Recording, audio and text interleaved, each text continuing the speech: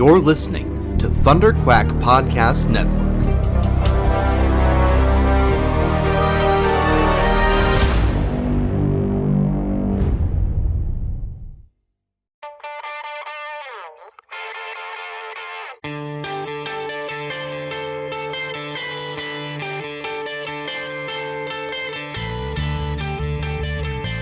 Hi, this is Steve Buccellato, and you're listening to the Epic Marvel Podcast.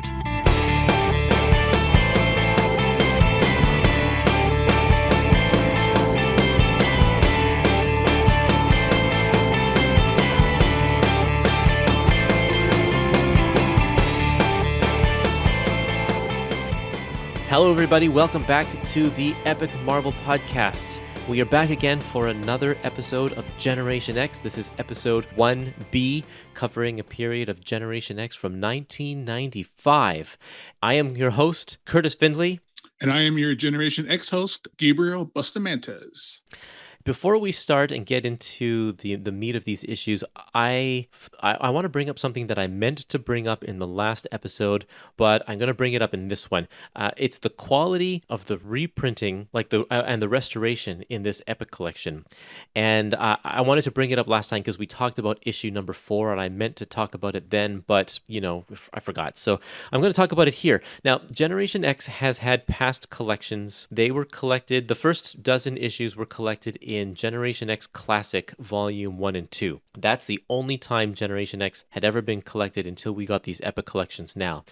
The Epic collections are using the same files as those classic volumes. And if you look at them, a couple of the issues, notably issues numbers 4, 8, 10, and 11, are very dark. They're scanned very dark, and the saturation looks like it's been bumped up quite a bit. So if you compare them to the original issues, it's drastically different, and in my opinion, it looks absolutely terrible. And the same thing is with the 4 Generation Next Age of Apocalypse issues. Those ones are also really dark, and the saturation has been bumped up. So, it turns the drawings to be very muddy. You can't make out a lot of the details, especially in Generation Next, when a lot of the scenes take place underground in the dark. It just doesn't look good. And you said that you looked at the omnibus, and the Age of Apocalypse issues, the Generation Next issues, are the same dark, muddy versions in that one as well, right? Right, that's correct. It's the same. They must have used the same files. The recoloring that's all dark and muddy. Now, I know that it's kind of standard Marvel practice to just use the same files if they already exist. They won't go out of their way to make new files or new restorations unless it's like Marvel Masterworks, which is like the highest standards right there. So, unfortunately, I think we have to live with this. And a lot of the early 90s, because it's the dawn of the digital era, and a lot of those techniques were being experimented on in the beginning, I think they were, maybe they weren't saving the files, or the files, just the output it isn't what is needed for modern printing standards now, 25, 30 years later. So a lot of this early 90s or mid 90s material, when it gets reprinted in trade paperback, it has a lot of issues. I think they scan the comics instead of trying to find the digital copies, and I don't know if it's because they're lost or if the saving was inadequate. But you'll find this all the time especially in the Epic collections that deal with this era's material. Yeah, I was going to ask you about that because you shot me the photographs that you took of the comparison. Yeah. And that's what made me go look at the omnibus. I was like, oh, the omnibus is the same dark coloring. So I was like, all right, well, I'm going to ask Kurtis about this because this is your field. This is, your expertise when it comes down to anything. And I was going to ask you, like, how does that happen? How does it turn into, them going back and recoloring, the original issues? They are not recoloring anything. And I think with the Masterworks stuff, it's really easy to recolor because you can easily take, I say easily, it's not easy, but you can take a comic page and scan it, or if you have the original art, even better, and you can strip away the color so you have a nice black line, and then recreating the color is theoretically, easy because it's all 4 colors. It's 4-color printing. They're solid colors. You don't get the gradients, whatever, that kind of stuff. So you can recolor quite with not as much difficulty as you would with the stuff that you see here in this book. Recoloring the digital coloring from the 90s to make it look like it was colored in the 90s is a huge task because they were experimenting with things. If you like, I think everybody knows that there's a very, very specific look to how computer coloring looked in the mid to late 90s. Is very, very specific. Yeah, it stands out. Yep, and it's very difficult to reproduce. Yeah, you'll see things like Sync's aura. Yeah, that's an obvious output of the digital coloring from that era.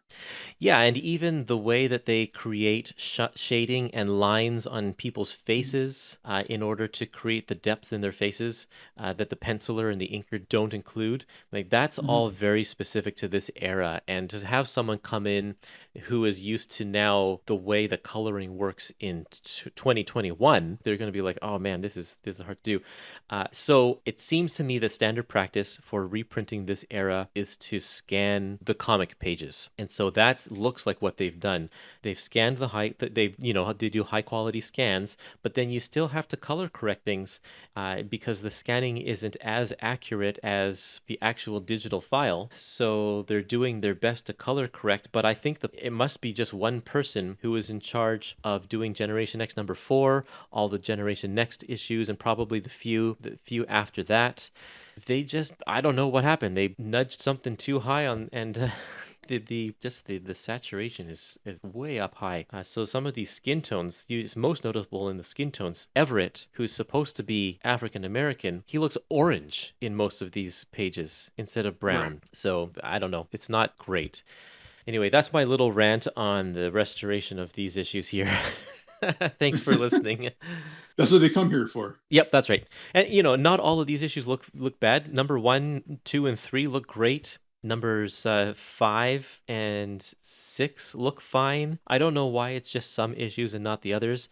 As of this recording, Epic Collection Volume 2 is not out, and I can predict that if they don't do anything with the files, if they just use the same stuff, then issues numbers 10 and 11, which are the Omega Red issues, are going to look the same as they do in Generation X Classic Volume 2. So I hope that they fix that, but based on this, I don't think that they will.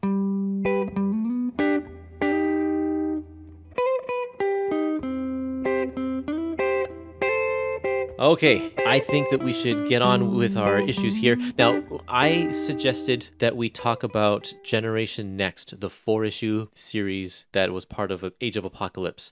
They don't include them in the Epic Collection because that would take an enormous amount of context in order to include those there. So they've skipped them. And they also skipped the Weapon X issues in the Wolverine Epic Collection called The Dying Game. So this is kind of standard what they're going to do with Age of Apocalypse issues. They're just not going to put them in the Epic Collections.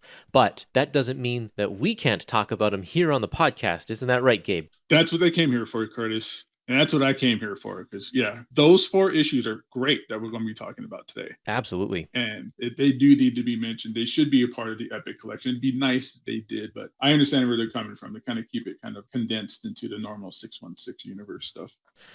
I also want to mention that I will be sprinkling little interview clips throughout this episode, and I may not just say, here's an interview clip. I'm just going to stick it in, and we have interviews from Scott Lobdell, Mark Buckingham, Richard Starkings, the letterer, and Steve Buccellato, the colorist, and they all have things to say about these early issues of Gen X. So I'll pepper those throughout so that you can enjoy those interview clips. The full interviews are on my website, epicmarvelpodcast.com, if you want to hear those as well. Okay, Generation Next number 1. This is clean start. However, we are kind of being thrown into the middle of the situation here.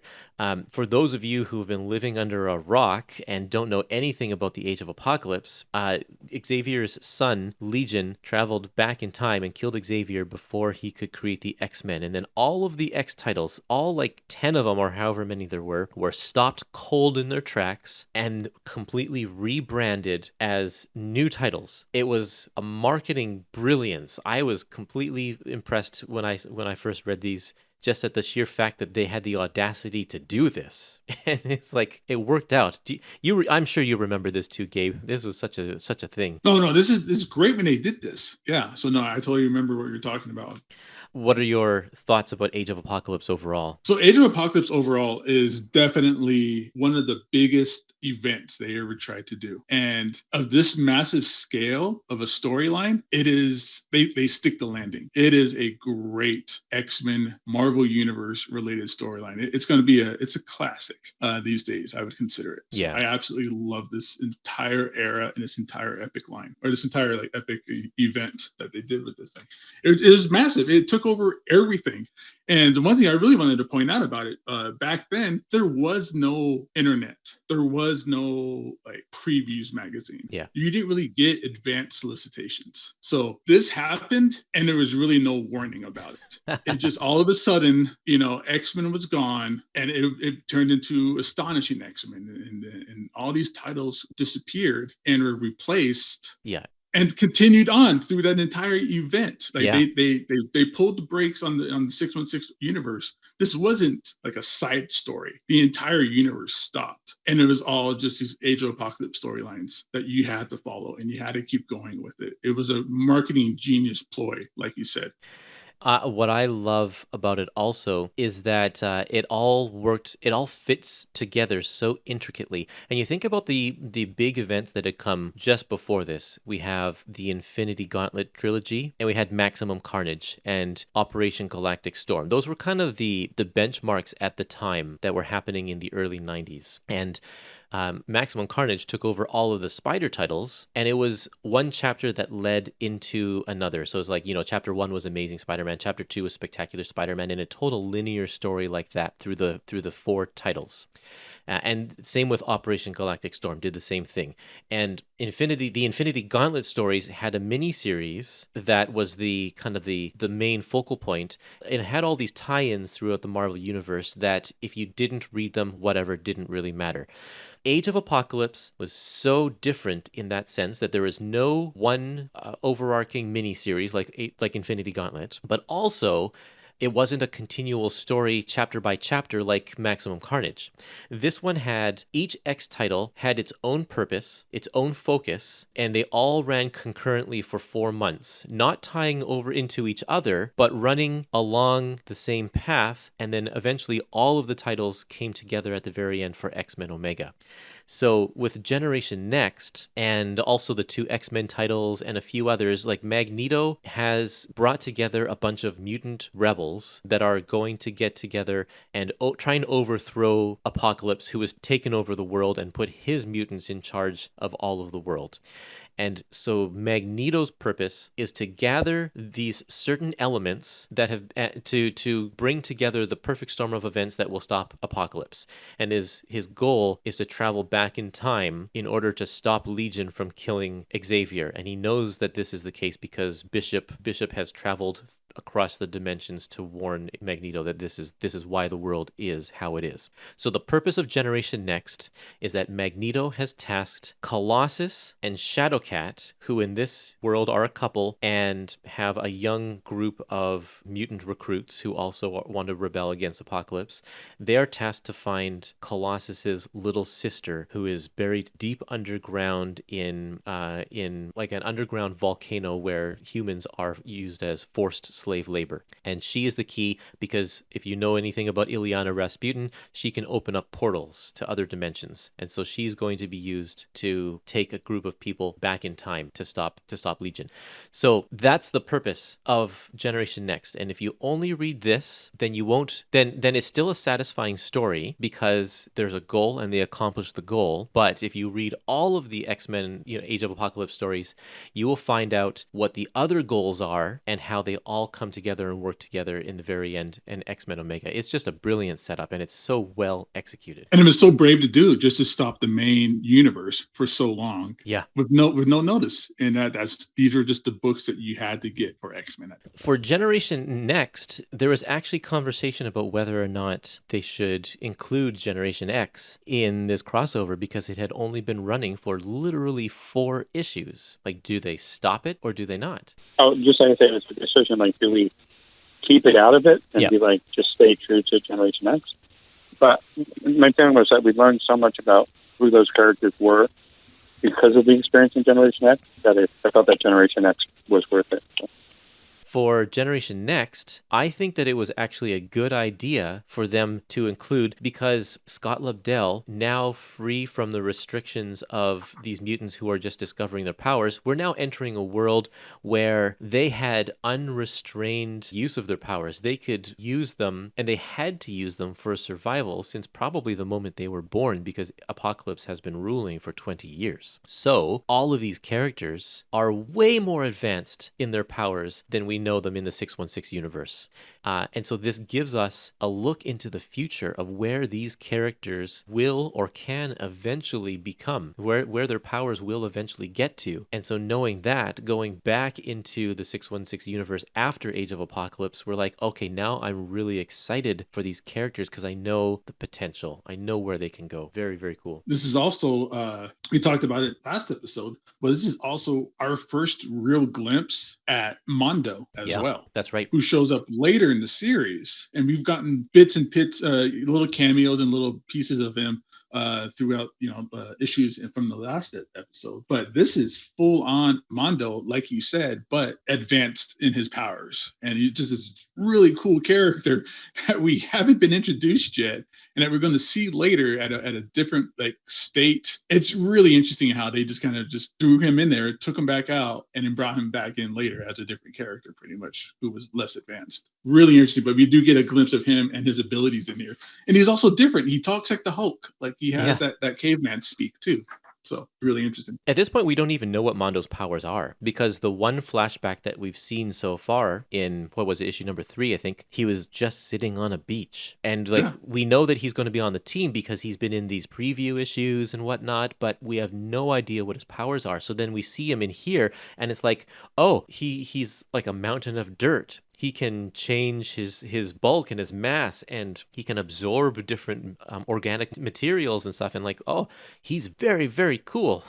He's very, very powerful in this book too. Like you say, he takes over all the material. He becomes like the material. He becomes like the wall. Yeah, right. That we'll see him do throughout these issues. How he kind of weaves in and out of any environment that he's a part of. So it's really cool to see that. And also for anybody who has the omnibus, issue 1 of Generation Next, they have the cover, and then if you flip over the page, they have the cover that they used in the second printings, and that they use for, I'm assuming, the all the other trade paperbacks and the reprintings. So you get a comparison of what Kurtis is talking about, with the difference in the coloring and how everything is way more brown looking on the recoloring, because you get both covers, so you get to see that comparison. So it's really cool to kind of help you guys follow along with that conversation and what he meant by, you just see Mondo, you barely even see him on the recoloring. That's right. He's just like this brown or black blob in the background, but on the actual issue, he's brown and he stands out, and you see that he's dirt, So, and everybody looks like they're sunburned. Yeah. Yeah, this is a great example. This is also in the trade paperbacks Alpha, Reign, and Omega. You do get those 2 pages back to back as well, so you can definitely see, because the first printing cover is how it does look actually, and then the second printing cover, those colors should be the same. The only thing that should be different with the second printing cover is that the background is faded. So, but we can see here that the colors are not the same. So yeah, good example. Okay, let's talk about this first issue here, Generation Next number 1. This one's called From the Top, and in this issue, this is where we get Magneto visiting the team to give them their instruction that they need a mutant who has the ability to teleport or to create openings. And so that's where we find out that Ilyana Rasputin, whom we thought was dead, is actually alive. And then that's their mission. But the bulk of this issue is actually a training session, like the kids practicing against each other and showing off their powers. And this is where we get a good look at what could be, or what could have been as well. So we're met with Chamber, who his chest didn't explode in this Age of Apocalypse. So he actually can talk normally. He can also talk psionically, but he can talk because he has a mouth. Now he can just speak. And he has this device on his chest that opens up to let the energy that's inside him out, and he can direct it and focus it. So I think this is a very cool way to present this character. Yeah, they really do this as a it's a really good first issue because, like you said, you get introduced to all these characters. Yeah. Even if you've been reading the series, the original main line, and you jump over here for Age of Apocalypse storyline, it's still the same characters, but like we were talking about, they're more advanced. But they did this as an introduction issue, I guess, so that people who are just reading this because of the Age of Apocalypse storyline for the first time, and these are coming out, so you get a complete introduction of everybody. It's really great how they set it up. That's actually a very good point, because I betcha a lot of people who didn't jump on board with Generation X at the beginning did buy this issue because it was part of the crossover, the big story.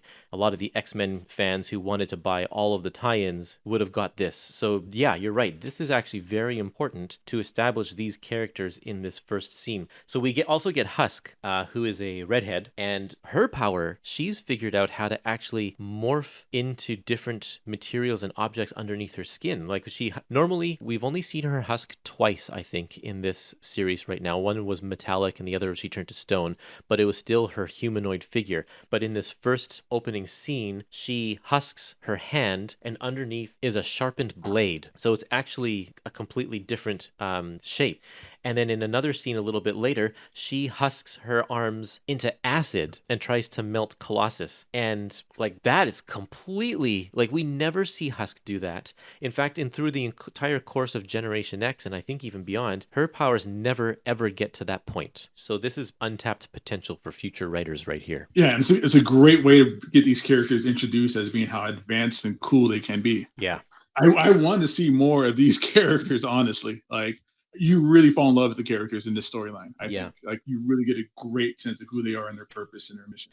We also see Skin. Skin, actually, he is fairly similar to how he is in 616. They don't really change him, except he just has more confidence in himself. And then also, of course, the leaders of this team are Colossus and Shadowcat. Like I said, it's not Banshee and White Queen.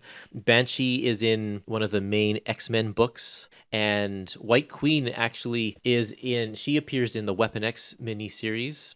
She's part of what's called the High Human Council, and she had some experimentation on her brain, which meant that she actually had her mutant powers taken away from her. She's not telepathic in the Age of Apocalypse, so she hangs out with humans.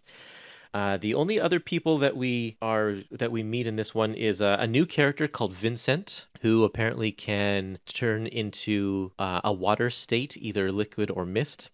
And we also have a character named Know-It-All who appears on a TV screen. This is M, and Everett is not in this series. It's stated in the very first issue of Gambit and the Externals, which Jubilee is a part of, that Everett actually died before this story began, saving Jubilee's life. I'm going to have to admit something right now, Curtis. Yeah. I had no idea that Little Miss Know-It-All was M. Okay, yeah. I completely lost on that. Yeah, you just taught me something. So one thing that I want to mention is that there is a very big secret with Monet, that's going to be revealed probably in Volume 3 of the Epic Collections. And for those of you who haven't read this story yet, or just entering Generation X for the first time, I don't want to say what it is, but Scott Lobdell, he sprinkles hints about the secret all throughout these early issues. And this TV screen right here, the way that M is portrayed here is actually one of the secrets. And I want to say on one of the, let's see, what is it? 1, 2, 3, 4. On the 4th page, it's Jonathan says, "Using every square inch of the Colorado timberland against me, Claudia. You're brilliant. I'm impressed." That speech right there is a clue. And I'm not going to say what the clue is, but that's a clue to the future. So, do you know what the clue is there, Gabe? No, I don't know. I will tell you after we finish recording so that I don't spoil it for everybody else. Yeah, I had no idea that this was M. This is so, I was like, wow, really? Then, like, now that you mentioned it, I go, okay, now that starts to get things put together, because I know about the secret down the road. Yeah. I was like, but that's the thing, again, for people who might be reading this for the first time, or even people who are either reading the series and jumped in for this during Age of Apocalypse, or people who are just reading this because, again, it's just another piece of the puzzle of the Age of Apocalypse storyline, got absolutely no connection that was M to me whatsoever. So yeah. Wow. Well, there you go. Yeah. It makes sense now. It makes sense. Right. Okay, let's keep going over to issue number 2. Generation X number 2 is called Hither Comes the Sugar Man. I really like this cover with the main bad guy. His name is Quietus, and he's shooting Husk in the face. And the 4 covers of Generation Next actually fit together. You can line them up side by side, and it makes one big long picture. So be sure to do that. I think in the omnibus, there's probably a bonus page that has them all connected. I know there is in the trade paperback version. Also, if you have the omnibus, they don't put the issues together. No. It's not 1, 2, 3, 4. It's scattered out between its rightful spot in the storyline. Yeah.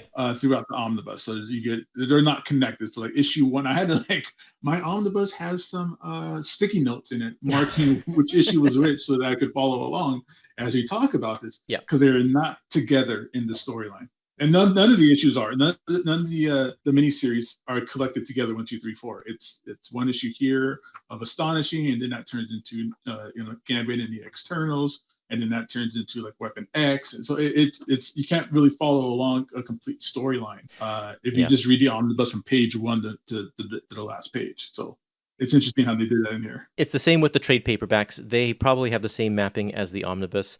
But I think that's necessary because, like I said, all of this is happening concurrently. Mm-hmm. So if you were to read all 4 issues of Generation X, like by the time Generation Next ends, they are poised to jump right into XMen Omega, but then you'd have to backtrack. So putting them in a specific reading order is actually necessary. In Weapon X, I know that Jean Grey starts off in that series with Wolverine, with Logan, but then she leaves and goes over to Factor X.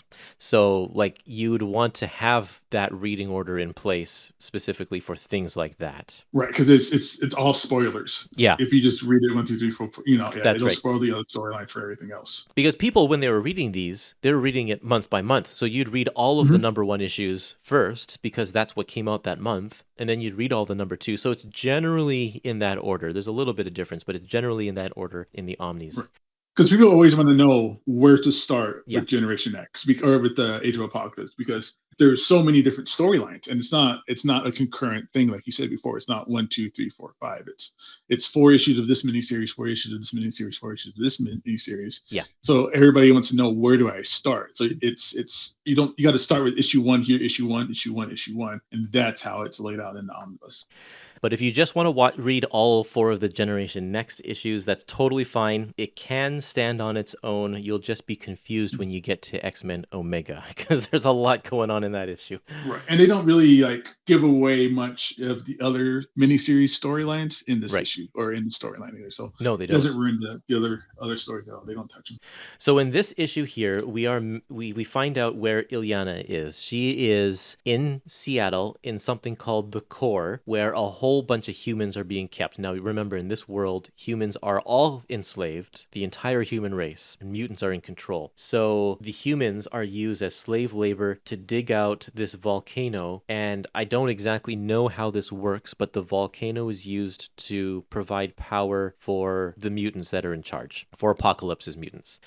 Again, I don't know how that works exactly, but that's where she is. She's deep, deep underground, and she's being chased around by this creature called the Sugar Man, who I guess eats humans. So it's just, they set it up in the very beginning of this issue to be a completely horrific place to live, especially if you're a young child. And so Colossus and Shadowcat have to figure out how they're going to get into this place to rescue her. So those two are off on their own thing, on their own way, trying to get in.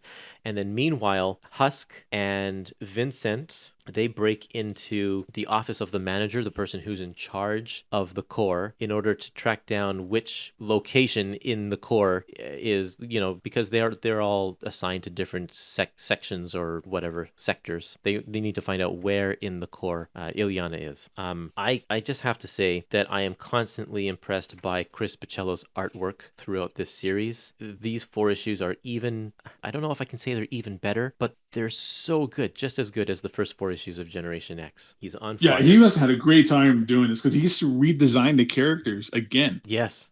Yeah. So not only does he redesign his own characters, and he gets to draw them at Omega level mutant power ability. And he's the main artist and creator of the actual normal storyline. And he's now doing these advanced versions of these characters here. Yeah. So he just let loose and redesigned them. Everybody looks slightly different. It's a complete new version of things. things.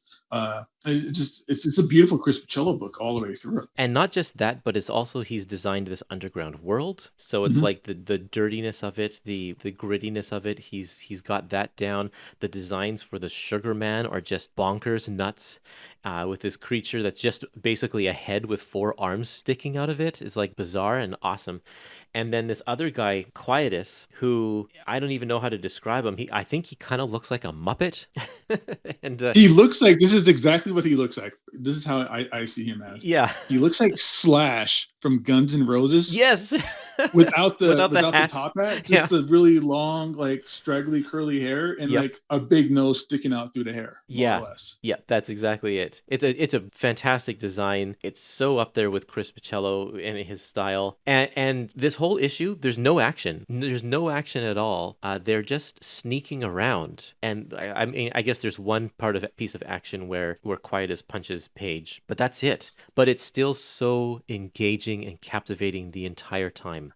Just a testament to not just Chris Picciolo's interesting layouts and the way he moves the story along, but Scott Lobdell's words, making it interesting for us to read as well and learn more about these characters as we're going through just the second issue. This whole thing is like a reverse Game of Death, the Bruce Lee movie, where instead of him fighting upwards and fighting bosses as he goes up levels, it's the reverse. Where in this, it's the characters entering in. It's almost like the Raid also, where they kind of just go into a building and they go level by level up the levels of the stairs. And here, it's like they're going downwards. That's right. So it's the same kind of basic idea, but it's going to downward motion, going level to level, fighting different bosses more or less as they make their escape and go through the whole ordeal. It's really fun. As they get lower and lower, the stakes get higher and higher. This is the issue where you learn this world that we're in, which is just a world that these people know, this world of them just being basically ants. They're just literally just digging out tunnels. Yeah. Underground, like you would see in an ant farm. So you get that idea. So this is the issue where they teach you how that works and kind of how the world works and the characters, how to interact, who's in charge, things like that too. It sets the rules and it sets the stories and introduces us to the universe at this point that we're going to live in with the storyline. Cool. Yeah. Okay, let's keep on going over to issue number 3. So for those of you who are following along in the trade paperbacks, issue 1 is in the volume titled Alpha, issue 2 is in the volume titled Rain, and then issues 3 and 4 are in the volume titled Omega. And the third issue is called It Only Hurts When I Sing. And the very first page, we see Chamber and Skin looking through a window with bars. And I want to point out Skin's design in this picture, because here is where Chris Picciolo changes Skin's look from being a guy with saggy cheeks, with a flat nose, to being a little bit more cartoony. He's got the chin that sticks out and a long pointy nose now. And this is kind of the design that Skin is more known for. And I don't know why he changed that, but he did, and it works. I like it. I think it's because he's supposed to have more control over his powers in here, so he can keep himself fairly handsome looking, I guess, or his skin more tight, because now he can control it to the max at this point. But in the very first issue, he still had the old look, and so this was definitely something that Chris was like, I just like drawing him this way, I think, now. So, yeah. Because before he kind of looked like E.T. He just had that kind of saggy face. You're right. Skin. He did look like E.T. And then you flip over and we get this beautiful double-page spread of this horrific monster with 2 heads, who is like the slave driver controlling all of these humans as they're carrying the boulders or whatever, and they're building a tower. So great. That's a great character. Look how cool he is. It's so cool. And again, this is Chris Picciolo bringing in his the kind of style you see when he does Sandman and stuff like that. Yeah. Where it's this great character design of this 3-headed ogre, more or less, that's guarding all the slaves. And it's a throwaway character. We never see it again, but this is a beautiful character. Well, we see it once in the next issue, and but I mean, yeah, you're right. Throwaway. I mean, in the overall Marvel universe. Yeah, kind of style. We'll never see him again. This is a really cool character. Same with the Quietus too. Yeah. What a cool looking character. And I don't think we ever see him again. Sugar Man, of course, comes over to the 616 universe. We'll see that in a little bit, but yes. So in this issue, we are met with a problem. How do we get Ileana? We found her, but how do we get her out of where she's supposed to be? and they just get into kind of deeper and deeper trouble. This opening scene where the guard, the mutant guard with like a third eye in his forehead, he sees this girl talking to another person, and they shouldn't be talking because they're humans. And anyway, the guy just kind of blasts the man, turns out to be the girl's father. This is a great scene because this shows us exactly the relationship between the humans and the mutants. They are not on friendly terms, but it also shows us exactly how our heroes react to situations like this. So Chamber, he's so filled with hatred and disgust over what he just sees. And then Mondo also takes it into his own hands to basically just kill this guy that killed the man. And and later on in this one issue also, he saves a girl from falling. She's so weak that she can't even scream when she falls. And she says, "You saved me. I thought mutants only killed people." And then Mondo says, "Bad mutants, yes, but Mondo is good." And like that right there sums up where we're at. Like, it's black and white. This is our first time seeing Mondo use his powers, and how cool that looks too. How he manipulates the whatever he's absorbed into. Yeah, he is the wall and causes the grate that the mutant slave driver is on to just fall away so that he falls to his death. Yeah, very cool ideas. Here's another thing. In the previous issue, Paige and Vincent kill Quietus. It's kind of a gory scene because Quietus drinks Vincent in a liquid state, and then Vincent turns back into human and basically explodes Quietus from inside. It's like his guts are everywhere. But then we see Quietus now in this issue, except it's Paige pretending to be Quietus. I think she's husked her skin away and revealed a Quietus shape underneath. And I think that's like the shape-shifting ability is something that she doesn't fully get to do that in the 616 universe. But she does it to great effect here. And then it's a team up between her and Vincent. So you also get to see Vincent use his powers to expand the mass of them literally sitting. Husk is sitting on top of Vincent's shoulders. So it's like one of those kind of gags where you see like two kids in an oversized coat. That's basically what they're doing in this. Yeah, it's brilliant because Quietus is a big husky guy. He's got huge shoulders and such, and so Vincent fills out that mass. It's very, very well done.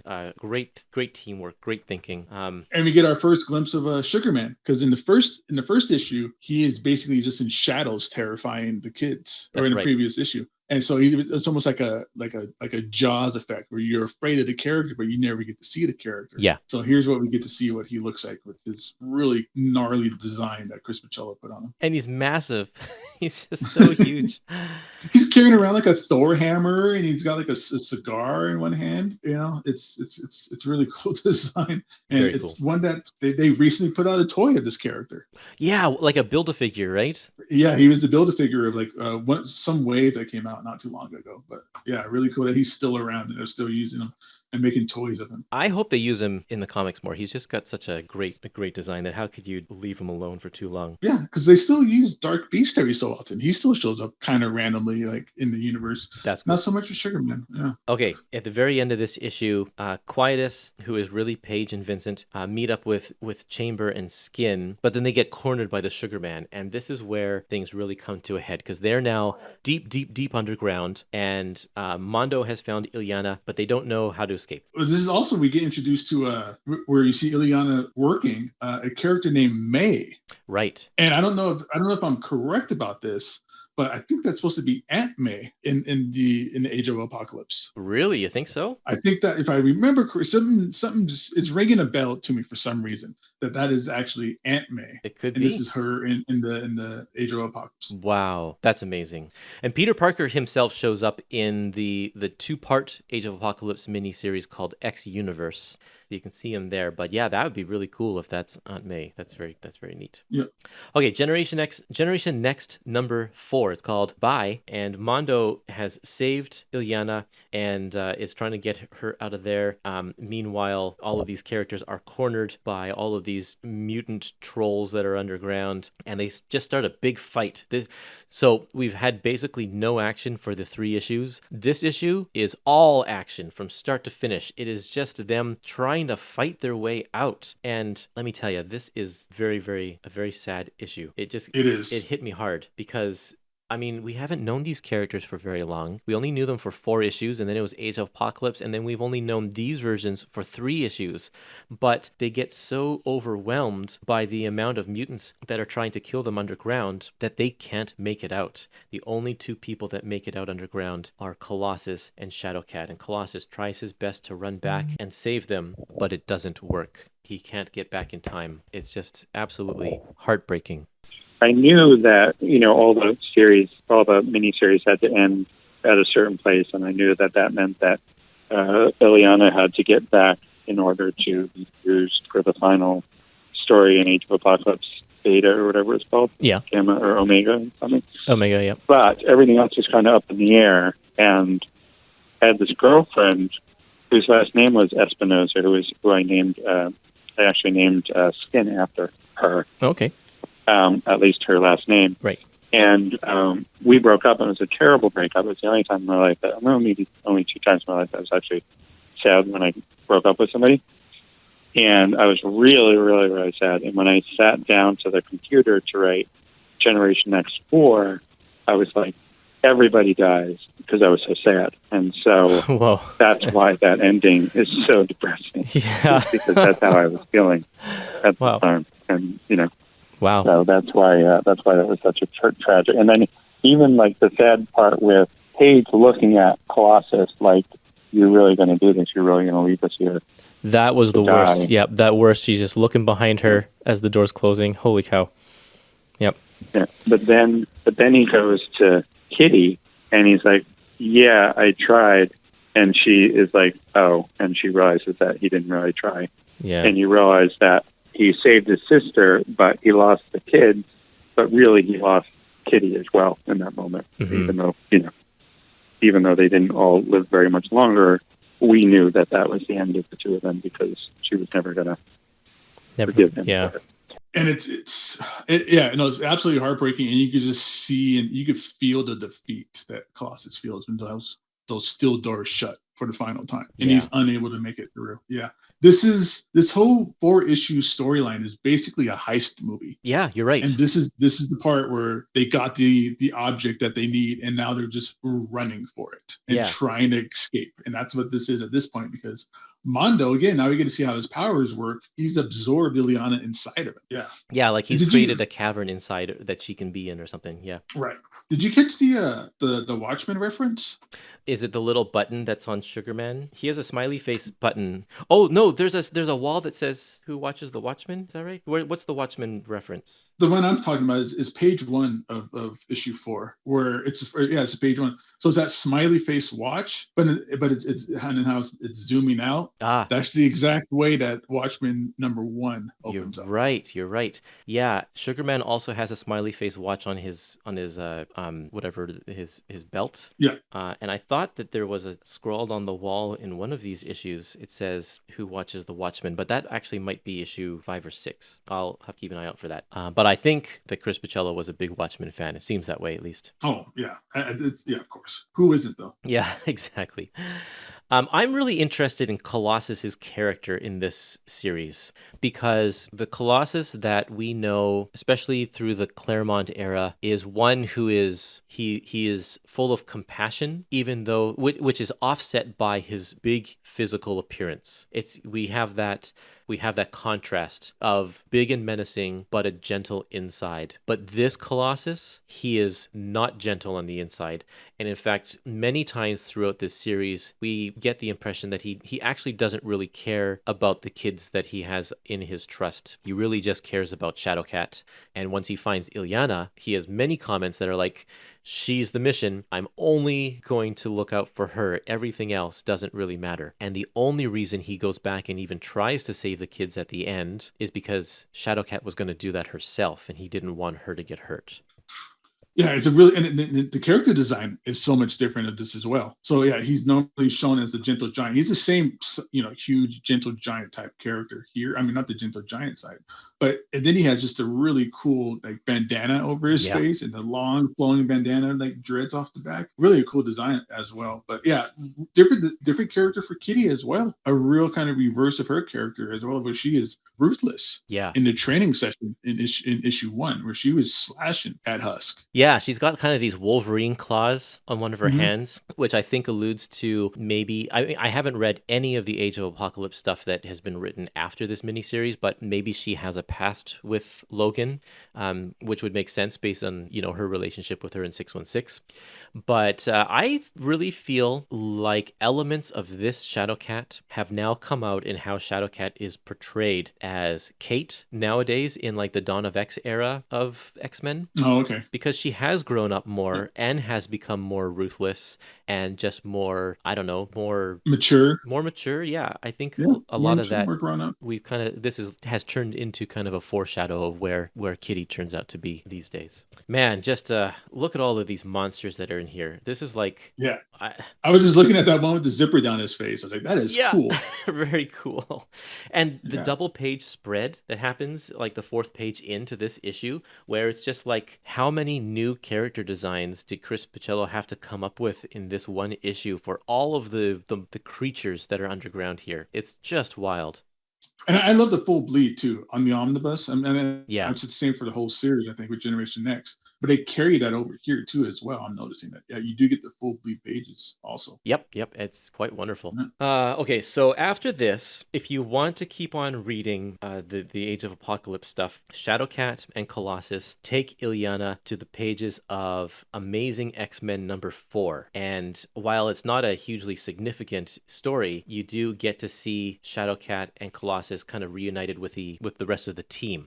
And the rest of the team includes Blink. Blink is a very prominent character in Age of Apocalypse, even though she died in those pre-Generation X issues of Uncanny X-Men. Yeah, we get so much more of Blink in here than we ever got in her first appearance storyline. Yeah. And this is where I really remember her from. Like, this is the Blink I think about. Like, anybody talks about Blink or the character design and stuff like that. But like, this is where everybody kind of fell in love with that character and made her that breakout character.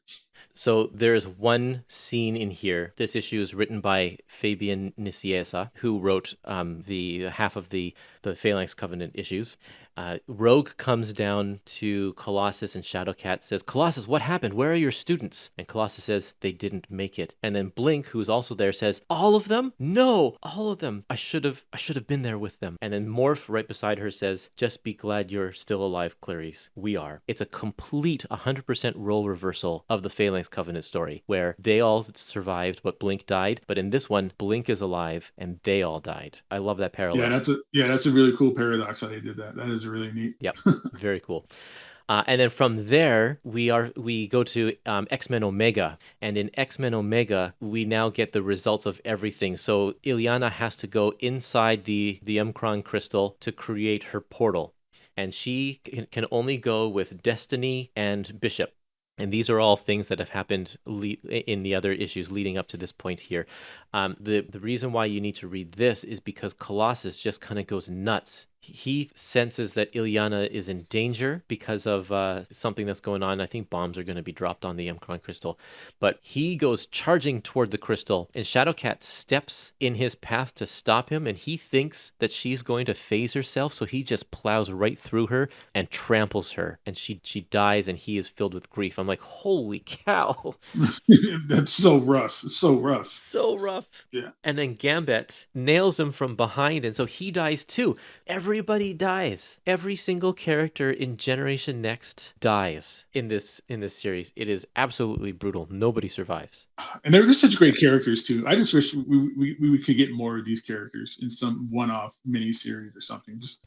This is such a great storyline, and the characters are great. I wish we got more of the toys of these type of characters. Like, it's a great storyline overall, that Age of Apocalypse. But this Generation Next stuff is just it's such a different take, and it's so well done too. It's so well done, and it's such a fun little read too.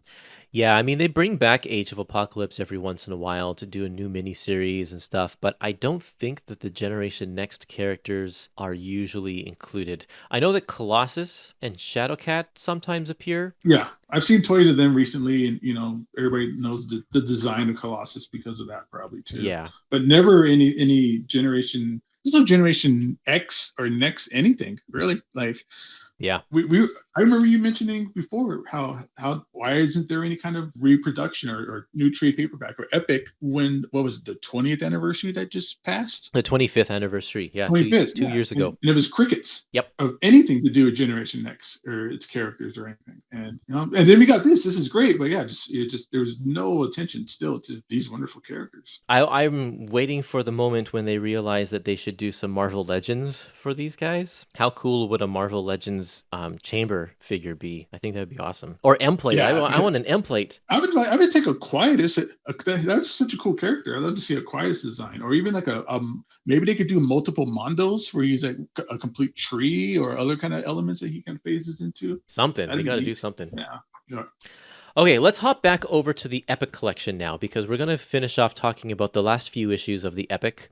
And we are met with a few excerpts from a one-shot called XMen Prime, and this was published right after XMen Omega, which wrapped up the Age of Apocalypse, in order to get us back into the 616 world. And now it actually, I feel like this was a way for the Marvel marketing team to get the people who were buying all of the Age of Apocalypse stories to continue buying more X titles. Because if you were only buying Uncanny X-Men and then you were on board for all of the Age of Apocalypse, Marvel doesn't want you to just cut back down to one title. They want you to, keep buying 8 titles. So XMen Prime gives us a peek at where all of the characters in the X universe are going. And so we get a few teaser pages of Generation X related stuff. One of them introduces us to the character of Marrow, a brand new character who is part of a group called the Gene Nation. And it also shows us the return of Emplate, who is meeting up with a new character named Gail Edgerton, who is in a wheelchair. We're going to see her in Volume 2 of the Epic Collection. And and there's also a page of Marrow meeting up with the Dark Beast. Is this? I don't think this is the first appearance of Marrow. It's not? No, because she was in when Joe Maduro was doing X-Men. Or am I wrong? I'm sorry. Am I wrong? When did she? Well, we see Marrow in the Joe Mad issues of X-Men, but after her appearance here in Generation X. That's after here. Okay. So I'm pretty sure this is her first appearance. She's such a cool Morlock who could just pull bones out of her body. Oh man, and it's creepy. There's sometimes it's like just like she pulls a bone out of her head and it's, the blood comes out or whatever. The thing to remember about Dark Beast here is this is the Beast from the Age of Apocalypse. He has been living in this world now in secret for 20 years because, everybody who went through the M'Kraan crystal went back when Xavier was going to be killed 20 years ago. So that is when Beast and Sugarman and not X-Man for some reason. I don't know why that, but yeah, so he's been living here. He makes allusions to the fact that he has a history with the White Queen from the past 20 years or whatever. We're going to find out about that in the flashback issue, -1 flashback issue, which I think will be in Volume 3. But that's where we're at now. We can get back to Generation X issue number 5. This one's called Don't Touch That Dial. I just love this splash page right here with Richard Starkings, how he has this mood with all of the lettering and the fancy backgrounds or whatever, the way that he has created the visual language of his text throughout Generation X is just fantastic. And I love that this opening page. Yeah, I love the way how he stacks the click, click, click, click, click on top of one another. It's really cool how that just kind of borders that image. It's very cool. And it shows, without showing Chamber moving his thumb up and down, it shows you exactly what he's doing. Like I do that with my remote control too. It's like click, click, click. You turn over the page here. Before I get to describing the plot of this issue, turn over the page and we see one scene where Beavis and Butthead are on the TV. And for people who weren't part of the mid-90s, like Beavis and Butthead were huge. They were absolutely huge. And I think a movie was coming out probably about a year after this issue came out. But Marvel also produced a Beavis and Butthead comic book. Did you ever see those issues, Gabe? Yeah. I had a couple of those books when they were coming out. I remember you're right though. Beavis and Butthead were the hugest things in on TV at this time. Did you ever watch the TV show? Oh, I loved the TV show. I watched it religiously. Yeah, totally. And do you remember they would always have a music video in each episode, and Beavis and Butthead would talk over the music video and make their silly comments. It was like a Mystery Science Theater 3000 kind of style. But they were real music videos because Beavis and Butthead was an MTV show. But in the comic book, they did kind of a similar thing where they took comic book pages, and then Beavis and Butthead would talk over top of the comic book pages and say their stupid, rude comments over top of them. And one of the pages was Generation X #1. They actually did, I think it was in issue Beavis and Butthead #9, where they did their silly commentary to a page of Generation X, and I loved it. I thought that was great. That's hilarious. I need to find that issue now. That is so cool. In this issue, the kids travel to New York to meet up with the White Queen, who is apparently picking up something. And while they are there, M has one of her moments where she kind of goes into a catatonic state and cannot be moved or anything. While they are there, the kids, being Jubilee, Sync, and Skin, they are attacked by a very horrific-looking mutant called Hemingway, and they find out that Hemingway has a small mutant kid named Artie, who he's kidnapped. This is a great reintroduction back into the 616 universe. I feel like they, again, just like Generation Next to #1, they kind of go out of their way to reintroduce us to these characters after having not seen them for 4 months. So we get this opening scene where we are introduced to not their powers, but their personalities. They're just kind of milling around New York. They bump into the Thing at one point, but we get to find out kind of how they interact with each other. I think it's really well written by Scott Lobdell to show us the unique individual voices of all these characters. And then we even get a little bit of a tease about Skin's past. A character who Skin knows from Los Angeles sees him on the street, and some very cryptic comments from Skin.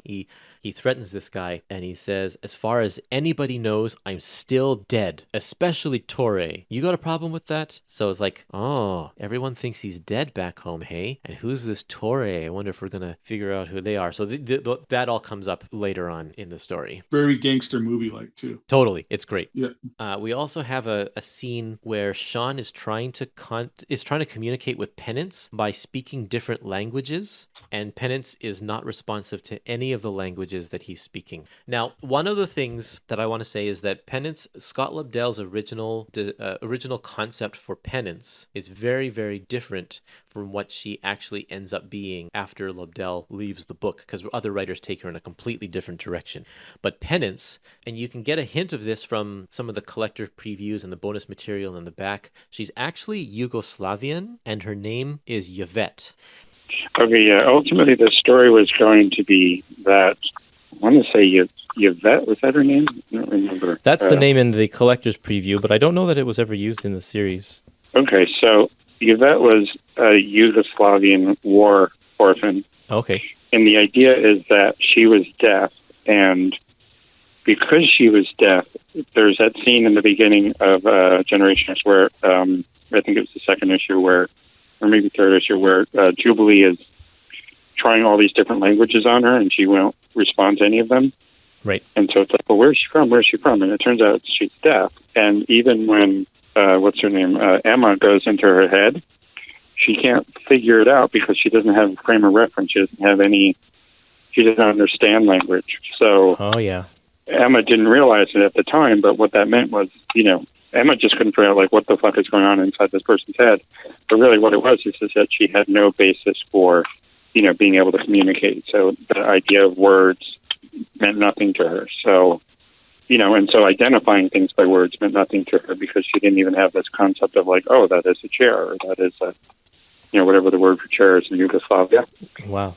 And so that was, and also, like, the idea of that her power, we were going to find out, was kind of like the mutant equivalent of a porcupine, in the sense that she didn't quite understand the world, so she needed to keep the world at a distance, and that's why she had all those, that's why her power was such that if you touched her, you would slice your hand off or something. Mm. And Scott Lobdell's original concept is that she is actually a Yugoslavian war orphan, and she's deaf. And that's why she doesn't talk, and that's why Sean is trying to communicate in different languages, but she's not responsive, is literally because she can't hear. But that never comes up in the future. That's a concept that never comes into play. I feel like Chris Bichello really went all out in the artwork again here. He's got so many pages that are like, this is a brilliant, brilliant page. One of them is with the car that has been smashed. Yeah, that's a great one. I love the one as we were going through talking about Penance, the one where she's on top of the refrigerator. Yes. I think it's just a really cool, just introduction kind of image of her. Yeah. Really cool design. A very cool design, and you can see the beauty in her character, and that is offset by the spikiness of her fingers and her hair. It's very nice. I like it. It's got kind of this Edward Scissorhands kind of quality to her design as well, with all the leather straps and the sharpness of her hands. Yeah, with all the belts and all that. Yeah. Really cool design. Then you go a couple pages later and you see this picture of Paige on a pool table. Another beautiful page there. And then another one of Skin and Sync using their powers as they're busting out of this elevator. Like, there's so many great splash pages just kind of in this one issue. More great character designs too, with some of the beasts and demons that we see in this one as well. Yeah, that Hemingway design with that huge arms. Like, I don't know how he stands up straight, but it'd be hard to make a toy of him. And again, you see some really cool Richard Starkings lettering too, or that splash page with the Sync and Jubilee, and she's like, "We're Generation X." And Generation X, it's written in the font of the title. Oh, that reminds me. We now have a new title. Yeah, the logo on the front cover has changed. It's changed from the logo we see on the cover of the Epic Collection to this one that is more stylized, up and down. Richard Starkings actually has something to say about why he changed the logo, and I think it's a very neat clip from the interview. Who created the Generation X logo? The first one. The very first one was Todd Klein. Todd Klein. Yeah. And then you did the later one, that came apart after, like issue 6 or 7? No disrespect to Todd. I thought that the first Generation X logo was illegible. It was, because it's tall and skinny. It was a little hard to read. Yes, and what I did to make it legible was we used smaller E's, smaller vowels, because the great thing about Generation X, it's consonant, vowel, consonant, vowel, consonant, vowel, yeah. consonant, vowel, vowel, consonant, X. Right. So if you look at it, I made EEAIO small, yeah, and GNRTNX big. Right. So it gives the I some space to breathe. Mm-hmm. Plus, I had this whole look that I wanted in the book. Right, you have the Intel Inside circle in the logo now. Yeah. So I actually petitioned Bob to drop the logo they launched with, which of course was prepared long before we got hired. Right. But that logo actually ended up on the TV movie that Fox made, I think. Right. But I really think that we successfully branded Generation X, and we were putting together the covers at the time.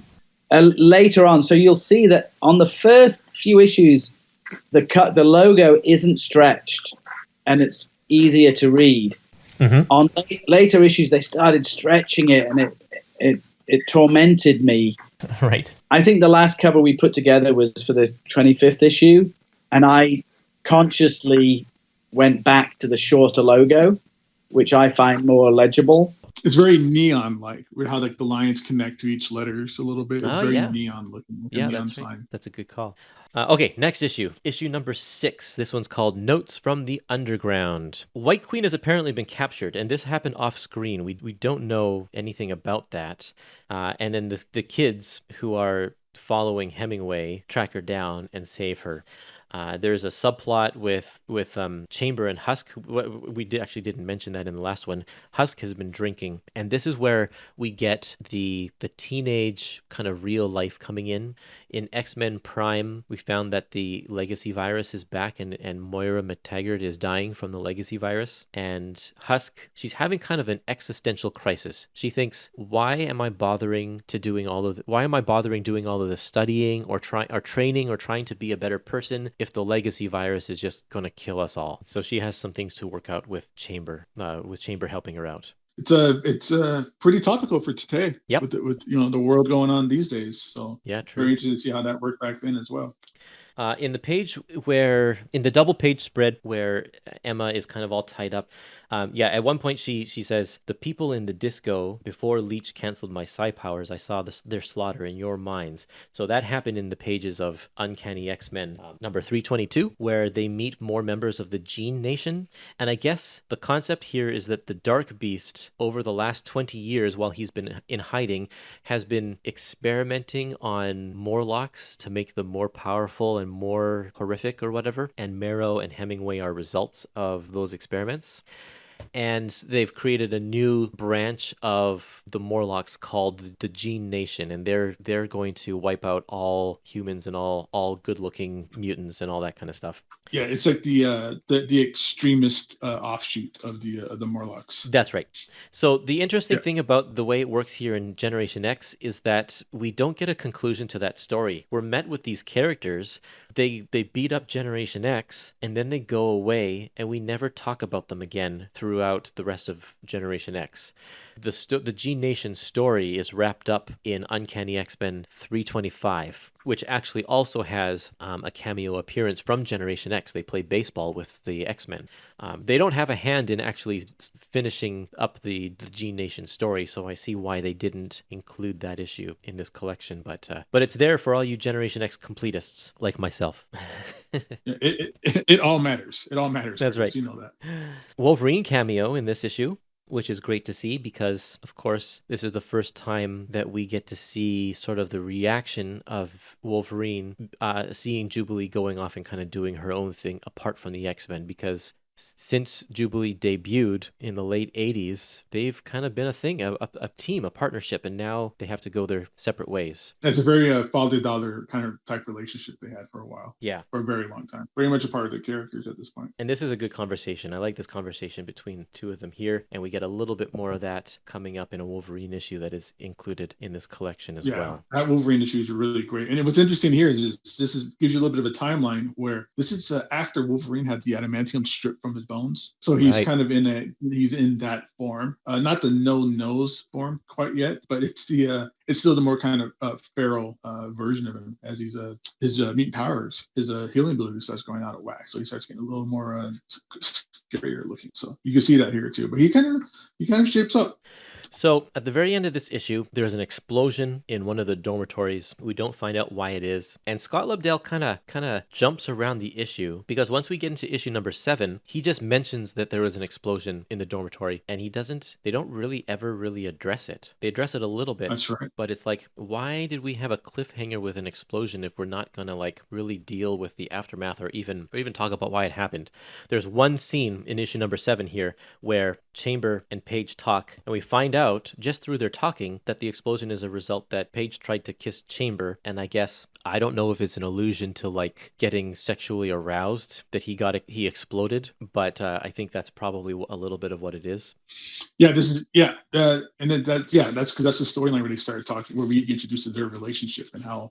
But she's drunk, right? She's drunk at that part. That's when we start seeing she's throwing up in the bathtub. So, and then they had that discussion that you're talking about in this issue as well. That kind of brings up what's going on with her and her attitude towards her place on the team and everything. Yeah.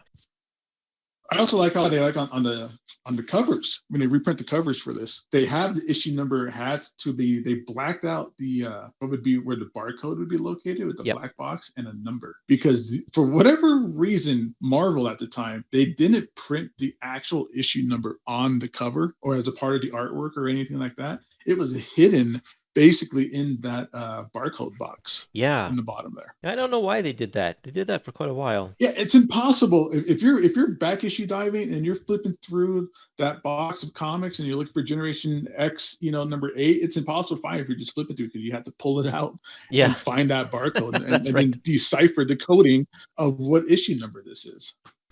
Well, this one's number 7, and it's called Knights and Bolts. and we have a guest penciler, Roger Cruz.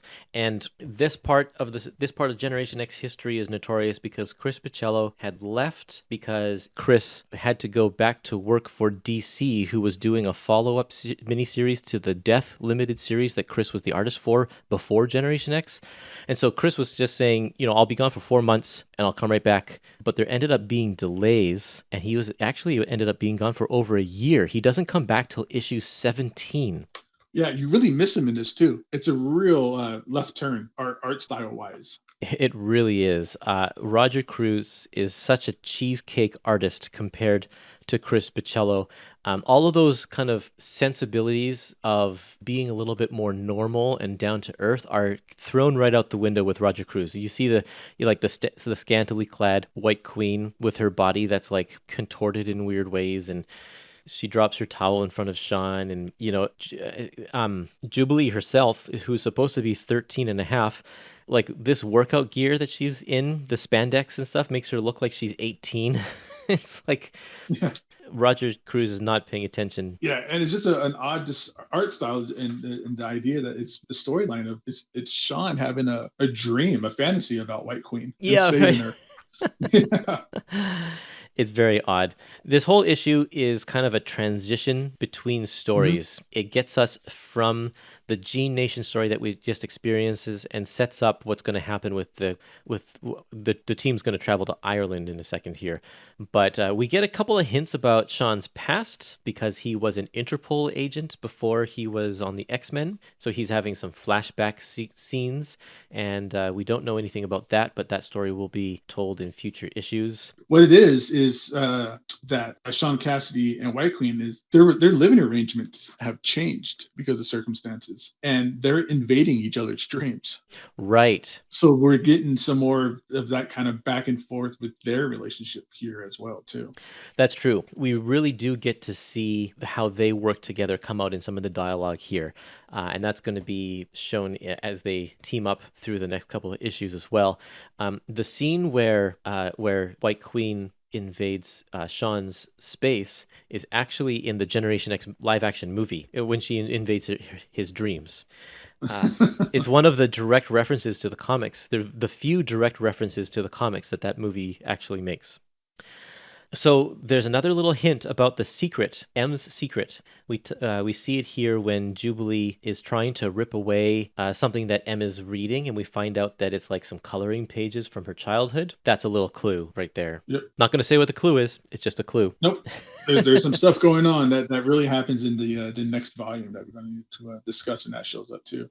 But again, you really get to see the style choices of how these characters are dressed. It looks like M is just in a button-up T-shirt or a button-up shirt. Yeah, they're all kind of in oversized shirts. Yeah.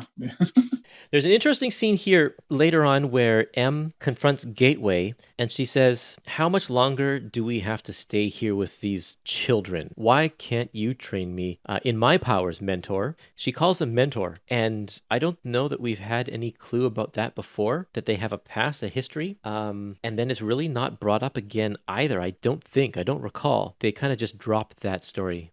Yeah, they never go back to the idea of Gateway and their relationship together at all.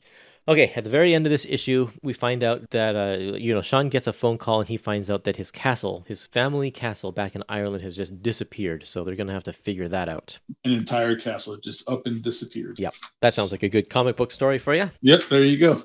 But before we do that, Wolverine number 94 is inserted here in this spot in the Epic Collection. And it kind of has to be in this spot because the next issue makes a reference to this issue. So it has to come before. Yeah, so there's an entire Wolverine issue that just takes place just as they know they need to leave for Ireland. They go through this little adventure and then they leave for Ireland. That's right. So there's a little text box. Yeah, there's a little text box that says, it says Wolverine 94 occurs during the brief period of time between Generation X 7 and 8, where Banshee and the White Queen make preparations to fly to Ireland with the students.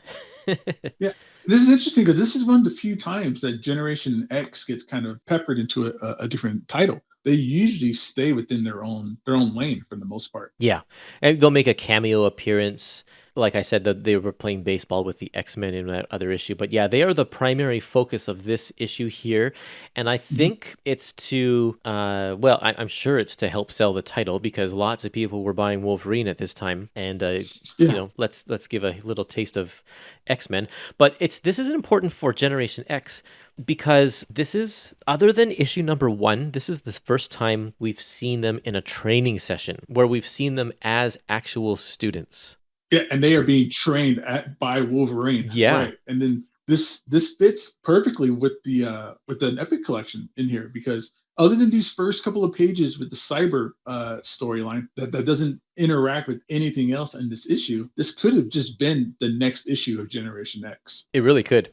It's written by Larry Hama, who will go on to actually write Generation X for a couple of years. And in this issue, Wolverine, they're in the Danger Grotto, which is their terrarium where they do their training. Wolverine senses that there's something wrong in there. We find out that there's like a spirit. Sean calls it a wraith of death. It's called a token, and Wolverine has to kind of scare it away or something like that.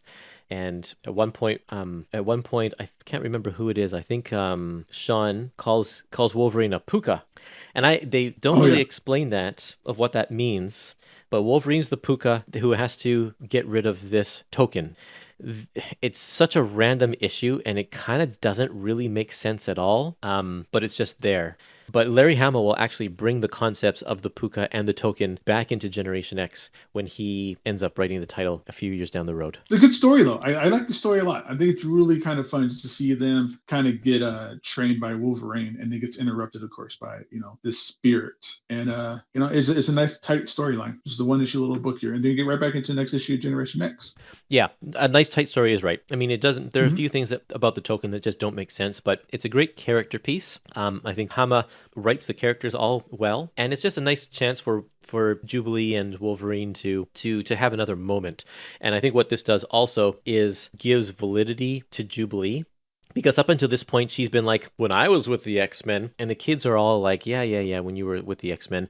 But for them to hear Wolverine speak to Jubilee with respect like that gives Jubilee a lot more credibility in their eyes. Yeah. Because the whole time she's been talking about me and Wolverine. And yeah, everyone's like, yeah, whatever. Yeah, they're like, oh, this is the real deal. You do know him. Okay, issue number 8. Whatever happened to Cassidy Keat? Here we are in England, looking at a big hole in the ground. The team, some of the team members like Everett and Jonathan get sucked into this mist, and they don't really know what happened. They get sucked into another dimension, and the rest of the team has to follow, and they find themselves in a world of fairies and elves and dwarfs. And apparently there's a giant machine that is broken, and it is slowly killing their world. So the leader of these people, who is a fairy, is asking the kids if they can fix the machine. And the one who's most suited for that task is, of course, M, whom we saw build a gun out of her bio clothing in the Phalanx Covenant. So they put her to work. Yeah, still establishing how intelligent she is, and some more kind of secrets about her, kind of more clues about it popping in here too. This also has a foreshadow to Omega Red story that's coming up. This artwork is also by Roger Cruz, and I think I like this issue better than the last issue. Probably mainly because he just stays on track a little bit more. He's not so out there with the cheesecake. He has more action to draw this time around. That's right. And then we get our second tease about Mondo in this issue as well. Interesting thing in this tease is that we knew Cordelia's name from the previous tease, but in this one we find out her name is Cordelia Frost. So what is the relation to White Queen, if any? We don't know. We don't know. When this issue came out, I remember thinking, what the heck? This is unlike anything we've seen in Generation X already. Like fantasies, elves, it's all bright colors and fairies and stuff. I was like, I wasn't really on board with this story. it's definitely a change of pace compared to like your normal kind of superhero story that we've been getting with, the rest of the issues. I mean, we just came out of a Wolverine story, and now we're dealing with, fairies and elves and mystical machines that power fairylands. Yeah. So yeah, it's a big change of pace. It's so big. It seemed to me, it seemed so out of place that because up to this point, I was like, Generation X was so grounded in reality to a certain extent. Reality, right? It's like they never went to outer space. They never went to another dimension. They stayed fairly close to home.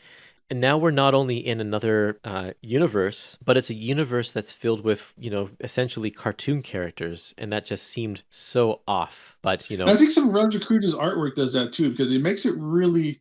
You see it here where I agree with you how this is really kind of off pace and offbeat, and it's usually they're grounded, and this is fairies and dragons, and it just feels silly. Yeah, that comes across. It really feels silly. There's a part where there's the elf woman opens up that scroll, and they're all staring at it like, oh, and they got the really animated, like, kitty kind of cartoony eyes and surprised look in their face.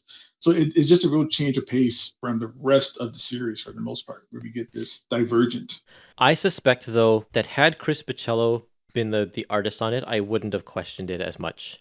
Because his style being more whimsical as it is anyway, I think I wouldn't have had a problem with it if you know what I mean. More with him, yeah. Because I've been really, I think his character design, we probably would have seen some really different looking elves and characters and other creatures. Yeah. In this fairyland, and that machine probably would have gotten a nice, crazy design, Chris Bachalo style machine. So.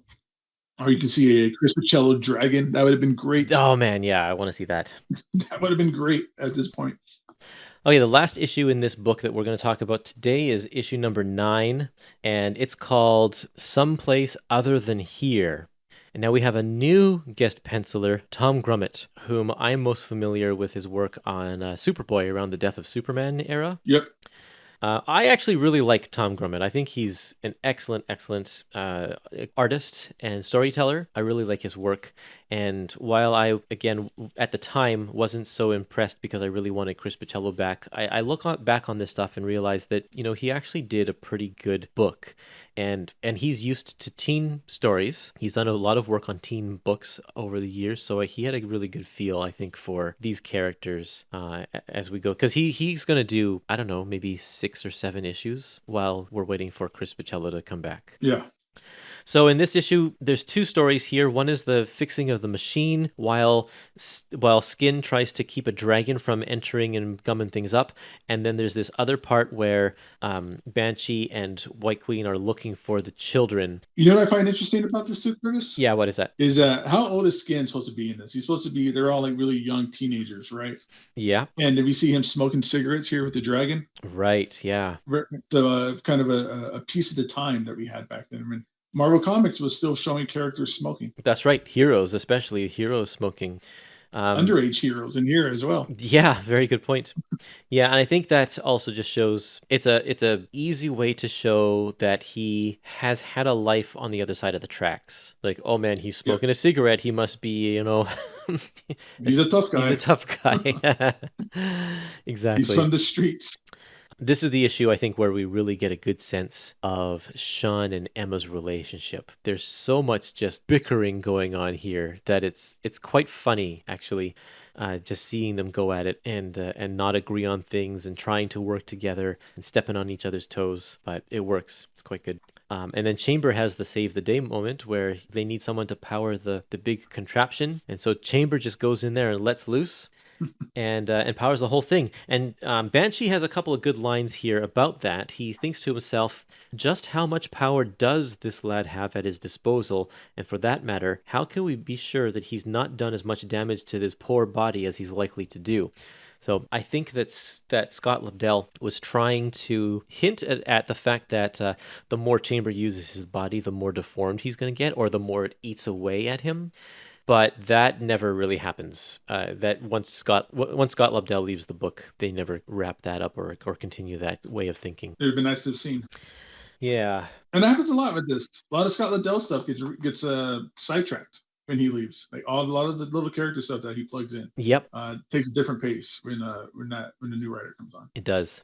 M makes another little cryptic remark at the end on the last page of this issue. She says, "For reasons I can't explain just now, I hold very high standards for myself." So what are those reasons that she can't explain right now? We'll find that out later, much later. Her and Emma have a nice moment there too. It's true. Yeah, we haven't really seen those two interact at all, so it's good to see them. And I feel like they are sort of intellectual rivals in a sense. Like almost definitely. Yeah, and so to see them kind of put that aside to have a moment is really good character building there. Yeah. Up until this point, we've just been seeing them kind of one up one another in very different ways of insults. Right. Yes. One another back and forth. Yeah. Oh, man. Okay, so those are all of our issues that we'll talk about in this one. And next time we get together is when the Volume 2 Epic Collection is released, and we'll continue on with the story. But, man, there are a lot of bonus pages in the back of this book, aren't there? This is great. This is the reason to own the Epic Collection, I think, above anything else. Because we didn't get a lot of stuff. Marvel didn't do a lot of this kind of stuff. I don't see this a lot. I see this a lot in the Epic Collection. That's what I like about them. Is because we get a lot of things like this. But this is a big chunk of the back half of this Epic Collection. But it's great. It's everything in here. One of it is they reprinted the entire Generation X Collector's Preview, which is probably about 50 or 60 pages of it was a huge promo piece for Generation X before it came out. So there's tons of information from the creators, interviews with the creators, character designs, specs about everything, and then they even reprinted the stuff that doesn't relate to Generation X. Like there's an X-Men animated series season 2 episode guide in here, or season 3 episode guide, and there's a little article about how they make the toys and lots of cool stuff. I mean, it's great to have. It doesn't all relate to Generation X, but they put it all in here because it was originally part of that collector's preview. Yeah, I mean, some of the great stuff in here that you do get though is there's like a character sheet, and that gives you the breakdown of each of the Generation X characters. You get like their age, you get all the kind of little like their it's just called things on here called lesson plan. You get it's like almost like the trading cards where this is their little bit of their stats and stuff like that. So you get some really cool information about. And that's what I was saying with Skin's 15, so they showed the tough kid, 15-year-old smoking cigarettes because he's a tough kid. That's right. But there's a lot of cool stuff in here, and also a lot of Mondo stuff in here too. I mean, we keep talking about Mondo, or I keep bringing him up because he's such a cool character, and he's not ever in this Epic Collection. Yeah. But you could see some of these original character designs or like covers that Chris Paolo was doing in here. You can see they reprint a lot of great stuff. Where Mondo is like front and center in a lot of that stuff. So it's like they really wanted a spotlight for Mondo. And you get cool stuff in here also. A lot of cool stuff. I like that you get a hand signature of Charles Xavier in here right. with the course guy. I'm like, I wonder who signed that. Who was the intern? Or was it the writer? Like who forged Professor X's signature?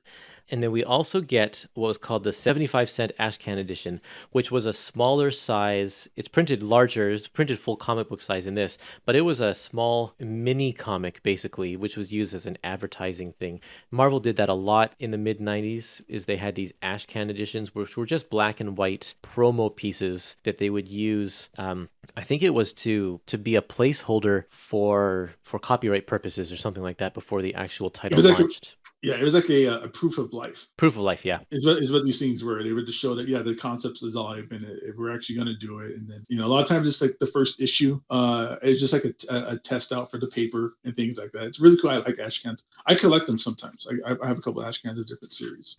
And I got to go find this one. But this one's really cool too. Yeah. So I'm on the hunt for this. Well, this one just has Sean giving little statements about his thoughts about all of the members of the team. And here we see Penance is listed, her nationality is Yugoslavia. It doesn't say anything about her past or anything like that. But the one thing I want to point out here is that in the thing about M, it says, there be a mystery about the wee lass called M. She's strong enough to wrestle Juggernaut to the ground and smart enough to edit one of the professor's doctoral theses. But there are other moments I'm not prepared to handle, when her temper tantrums seem to betray a hidden and lost childhood. Lord help the team if I can't help her. So there's another little hint for you about her secret. And that was published before the series even started. So Scott Lobdell had a big plan from the very beginning. Yeah, and I love the Xerox scans of Christopher Hollow's pencils. You really get to see how those things look. Yeah. Okay, well, there we go. That's the whole Epic collection. This is a packed volume. It's so full, like completely full. Probably, there's over 500 pages, I think, in this one. So you get a good bang for your buck. Great comics, great stories. I know that I am probably clouded with nostalgia, and that's maybe clouding some of my judgment, but I think that this book is really good. I think that people who want to try it out and pick it up will have a really good time with it. And also, this is the first time a lot of this material has been collected together, too. Yeah, I mean, we had the actually for this volume, all of it has appeared in the Generation X Classic Volume 1 and 2, and of course Phalanx Covenant has been reprinted.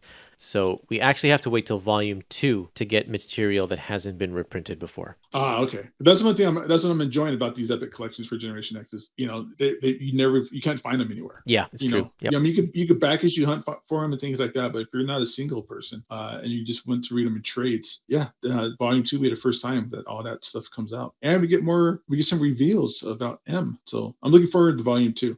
And honestly, people just, now that Generation X is many years behind us, people don't really care about this series. So I'm guessing that this may be the only real time that Generation X is going to get a proper reprint. I think that maybe we'll see a few story arcs or issues appear here and there, but we'll never get a front-to-back reprinting of Generation X in omnibus form. I doubt. I can't imagine. I mean, unless some miracle happens and they do, they put the Generation X characters in the Marvel MCU. Yeah, you'll probably start seeing like major stuff coming out. That's what it would take. That's what it would take for like an omnibus of this to be created. So, or I could see like, the Marvel Universe by Chris Bachalo and collecting all of his work. Like some of those issues would appear in there and that kind of thing. But I'm glad we have these because this is a series I think that's worth collecting. I mean, everything's worth collecting for posterity. It's all part of history. Right. Yeah, it's all archival. But this is also one of those just one of those classic titles, that nobody really talks about, but is really, really underrated. Yeah, incredibly underrated. So. Yeah, and it made a huge splash at the time, and it's a slice of the 90s. Like, this is a good time capsule of comics from the 90s, of what things were like, of the sensibilities of the comic creators, and yeah, it's well worth it. Okay, Gabe, we're going to sign off here. Can you tell people where can they find you online? Yeah, you guys could find me, so feel free, hit me up on Instagram. It's going to be Ninja Comics, because ninjas make everything better. True. So that's my handle for Instagram. I also sell a lot of comic books on Whatnot, which is an app that does live auctions for comic books. So I do a lot of selling on there as well. So you guys can always find me there. Whatnot also as Ninja Comics. So. Nice. Perfect. Okay, well, there we go. That's Generation X number 1. Thanks, everybody, for tuning in. And we'll see you next time. Yeah. Thanks again for having me on, Curtis. It was so much fun. Anytime.